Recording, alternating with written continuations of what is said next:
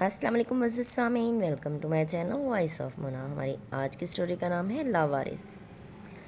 منسا نے court marriage کی تھی۔ یونیورسٹی میں اسامہ اور وہ اکٹھے پڑھتے تھے۔ منسا کے گھر والے راضی نہیں تھے، لیکن اسامہ کی ایک بہن راضی تھی۔ وہ شامل ہوئی ان کی شادی میں۔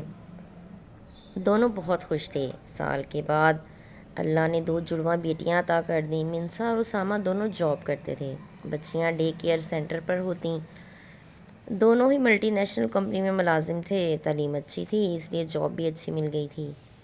دونوں کو آج ٹور پر پہاڑی علاقے میں جانا تھا۔ ان کو کیا پتہ تھا کہ واپسی پر وہ گھر زندہ نہیں آئیں گے۔ بارش شروع ہو گئی۔ وہ واپس آنا چاہتے تھے۔ گاڑی پھسلی اور سیدھی کھائی میں جا گری۔ ریسکیو ہونے تک دونوں اپنے خالق حقیقی سے جا ملے۔ اسامہ اور منسا کے گھر کو حرام مچ گیا۔ ڈیڈ باڈیز آئیں اور انہیں دفنا دیا گیا۔ بچیوں کا کسی کو پتہ نہیں تھا۔ پھر اسامہ کی بہن کو کال آئی ڈے کیئر سینٹر سے۔ اس کو جھٹکا لگا، ہائے اللہ، ان کا تو یاد ہی نہیں رہا۔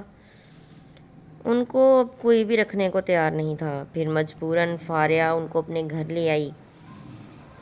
بھائی کی محبت میں وہ بچیوں کو پالنے لگی۔ اس کا شوہر اسے ذلیل کرتا۔ حالات اتنے اچھے نہیں تھے۔ ان کے اپنے بھی بچے تھے۔ خیر، دونوں کو تعلیم بھی نہیں دلوا سکی۔ جیسے ہی وہ بالغ ہوئیں، 16-17 سال کی عمر میں دونوں کی بغیر دیکھے بھالے شادی کر دی۔ بڑی کا شوہر نشئی نکلا اور بیچاری وہ روز پٹتی اس کے ہاتھوں۔ خیر، گزارا کرتی رہی۔ 4 بچے ہو گئے۔ پھپھو اب منہ نہیں لگاتی تھیں۔ ان کے بچوں کی بھی شادی ہو چکی تھی۔ ان کا ایک پھپھو کا بیٹا تھا جو کبھی مل لیتا، یہ جھگڑا کر کے اسی کے ہاں چلی جاتی۔ وہ بھی تنگ آتے تو پھر واپس آ جاتی۔ چھوٹی بہن کا میاں ویسے ہی ملنے نہیں دیتا تھا۔ پھر بڑی والی نے طلاق لے لی، دوسری شادی کی، تو وہ انسان بھی اچھا نہیں نکلا۔ وہ بھی اسے ذلیل کرتا، دن رات تانے دیتا۔ اس نے اسے بھی چھوڑ دیا اور کسی کے گھر رہنے لگی۔ پڑھی لکھی نہیں تھی، لوگوں کے گھروں میں کام کر کے گزارا کرتی اور وقت گزارتی۔ پھر پتہ چلا چھوٹی بہن کی ڈیتھ ہو گئی۔ اسے نہلاتے ہوئے پتہ چلا کہ اسے بھی مار پیٹ کی انتہا کر دی گئی تھی۔ کوئی والی وارث ہوتا تو پوچھتا۔ میت پہ سب آئے، وہ سب سے ملی، باپ اور ماں کے نام سے سب جانتے تھے۔ اس کے دل سے فریاد سی نکلی، کاش اس کے ماں باپ ہوتے۔ ایک بہن تھی، وہ بھی آج دنیا سے چلی گئی، اور جس اذیت میں گئی وہ وہی جانتی تھی۔ انسان فرعون ہی بن جاتے ہیں، یہ بھی نہیں سوچتے یہ بھی کسی کے جگر کا ٹکڑا ہے۔ خدا سے بھی نہیں ڈرتی دنیا۔ انسان ہی انسان سے محفوظ نہیں، نہ ہاتھ سے اور نہ زبان سے۔ وہ بھی اٹھ کر سب کے ساتھ چل دی۔ سب اپنے گھروں کو جا رہے تھے اور اس کا کوئی گھر نہیں تھا۔ جن کے ساتھ رہتی تھی وہ بھی ہزاروں کام لیتے اور ذلیل بھی کرتے۔ کسی نے نہیں پوچھا، نہ کہا کہ ہمارے ساتھ چلو۔ اگر اس کے ماں باپ کو پتہ ہوتا کہ پیچھے کوئی نہیں پوچھے گا تو شاید وہ ساتھ ہی لے جاتے۔ آج اتنی اذیت نہ دیکھنی پڑتی۔ وہ سوچوں میں گم چلے جا رہی تھی کہ ایک دم کسی چیز سے اتنے زور سے ٹکرائی کہ پھر ہاسپٹل میں اس کی آنکھ کھلی۔ وہ ایک گاڑی سے ٹکرائی تھی۔ کیا نام ہے آپ کا؟ میرا نام فاریہ ہے۔ آپ ٹکرا گئی میری گاڑی سے؟ اچھا، چلیں آپ کو آپ کے گھر چھوڑ دوں۔ وہ زاروں قطار رونے لگی۔ کیا ہو گیا ہے؟ میرا کوئی گھر نہیں۔ پھر وہ پتہ نہیں ساری کہانی بغیر رکے ہی اسے بتا گئی۔ آخر میں پھر بے ہوش ہو گئی۔ اب ہوش آیا تو وہ کسی کے گھر پر تھی۔ گھر بہت خوبصورت تھا۔ وہی ہاسپٹل والا بندہ اس کے پاس ہی بیٹھا تھا۔ کافی لوگ تھے کمرے میں اور اسے ہی دیکھ رہے تھے۔ پھر ایک عورت نے سہارا دے کر اسے بٹھایا۔ سر پٹیوں سے بندھا تھا اور شدید درد تھا۔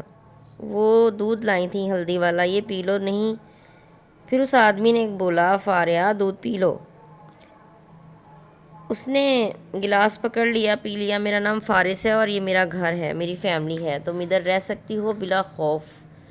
یہ تمہارا ہی گھر ہے، اسے اپنا گھر سمجھو۔ وہ سب کو دیکھ رہی تھی۔ فارس سب سے اس کا تعارف کروا رہا تھا۔ ساری کہانی شاید وہ پہلے ہی بتا چکا تھا۔ فارس پریشان لگ رہا تھا اور اس کی فیملی بھی، کہ یہ کہیں فراڈ ہی نہ ہو، لیکن اب اسے چھوڑ بھی نہیں سکتے تھے۔ ان میں انسانیت تھی، ورنہ وہ اسے روڈ پر چھوڑ کے آ جاتا۔ پھر اسے فاریہ سے اس کی ساری فیملی کے ایڈریس پوچھے، اس نے بھی بتا دیے۔ فارس سب کو بول کر گیا کہ اس کا خیال رکھیں۔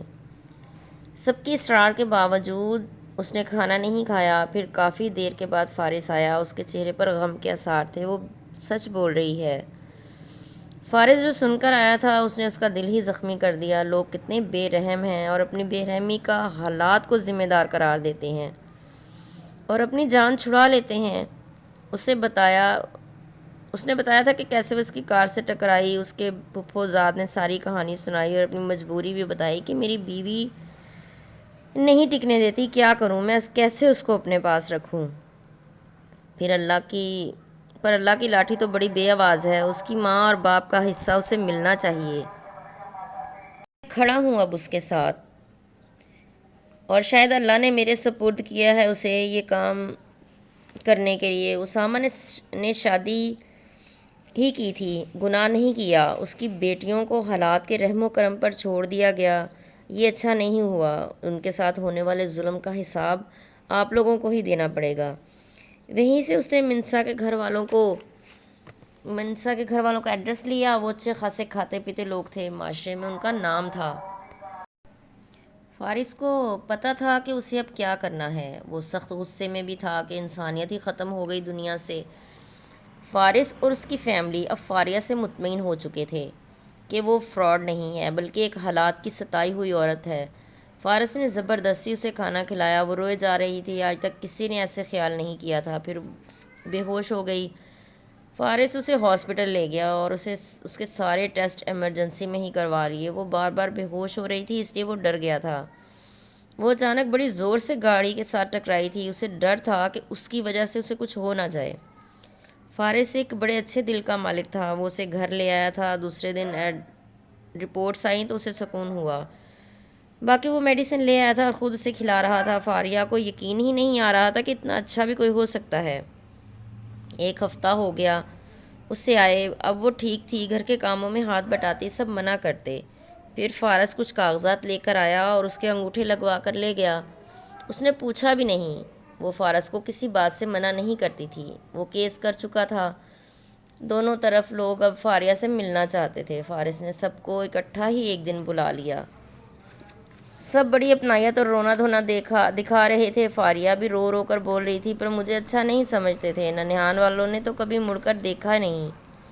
فارس نے سب کو کھری کھری سنا دی۔ وہ سب اسے لے جانا چاہتے تھے مگر اس نے انکار کر دیا۔ فارس نے بولا، آج اس کا حق دینے کی بات آئی ہے تو آپ سب اکٹھے ہو کر تیار ہو گئے۔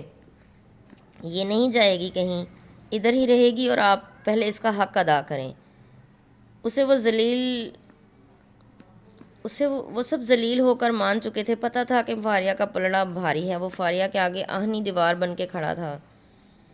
پھر سب چلے گئے۔ فاریہ روئے جا رہی تھی، اب کیوں رو رہی ہو؟ اب مجھے اپنے گھر سے نکال دیں گے۔ نہیں، کس نے کہا تمہیں؟ میں نے تمہیں پہلے ہی دن بولا تھا کہ یہ تمہارا گھر ہے، تمہیں زبردستی کوئی نہیں لے جا سکتا، تم اپنی مرضی سے جدھر جانا چاہو جا سکتی ہو۔ وہ پھر رونے لگی۔ فارس سمجھ گیا، اس لیے اس نے بول دیا، کہیں نہیں جانے دوں گا اور کوئی نہیں لے کر جائے گا۔ فاریہ کے چہرے پر ایک دم مسکراہٹ آ گئی۔ وہ خوش تھی، ادھر اسے اپنائیت اور عزت دونوں ہی ملی تھی۔ وہ کہیں بھی نہیں جانا چاہتی تھی۔ پھر فارس کی کوششوں سے اسے سب مل گیا۔ آج وہ ہر چیز حاصل کر چکی تھی۔ فارس ہر قدم اس کے ساتھ تھا۔ وہ آج پہلی بار اپنی ماں اور باپ کی قبر پر کھڑی تھی جن کے چہرے اسے یاد نہیں تھے۔ پھر فارس نے اسے ایک فریم دیا جس میں اس کے ماں باپ کی تصویر تھی۔ وہ ماں کی ڈپلیکیٹ تھی اور اس کی بہن جو اب اس دنیا میں نہیں تھی باپ جیسی تھی۔ وہ گھر واپس جا رہی تھی۔ گاڑی گیٹ پر رکی تو فارس نے کہا، یہ پتہ ہے کیا لکھا ہے؟ جی مجھے پڑھنا نہیں آتا۔ اس نے راہ چلتے ایک بندے کو روکا اور بولا، یہ کیا لکھا ہے بھائی؟ فاریہ ہاؤس۔ وہ چلا گیا۔ آپ نے خود کیوں نہیں بتایا؟ اس لیے کہ تمہیں جھوٹ نہ لگے۔ نہیں، آپ کی ہر بات پہ یقین ہے مجھے۔ چوکیدار نے دروازہ کھولا، گاڑی گھر کے اندر داخل ہوئی۔ یہ تمہارا گھر ہے؟ نہیں، مجھے آپ کے ساتھ رہنا ہے۔ ہاں، پر یہ گھر تمہارا ہے۔ نہیں، مجھے نہیں چاہیے، مجھے اچھا بابا میرا بھی ہے۔ اب خوش؟ وہ ہنس دی۔ فارس اس کے دماغ کو سمجھ گیا تھا اور اسے خوش رکھتا تھا۔ وہ اس کی باتوں سے ہی خوش ہو جاتی تھی۔ فارس کو یہ بات خوش کر دیتی تھی۔ وہ اب لاوارث نہیں تھی۔ فارس ایک وارث کے طور پر اس کے ساتھ کھڑا تھا۔ اصل وارث حقیقی تو اللہ کی ذات ہے جو انسان کو کبھی اکیلا نہیں چھوڑتی، اور اسی نے فارس کو اس کے لیے ایک ہمدرد بنا کر بھیج دیا۔ جیتے رہیے، خوش رہیے، ملتے ہیں اگلی کہانی کے ساتھ۔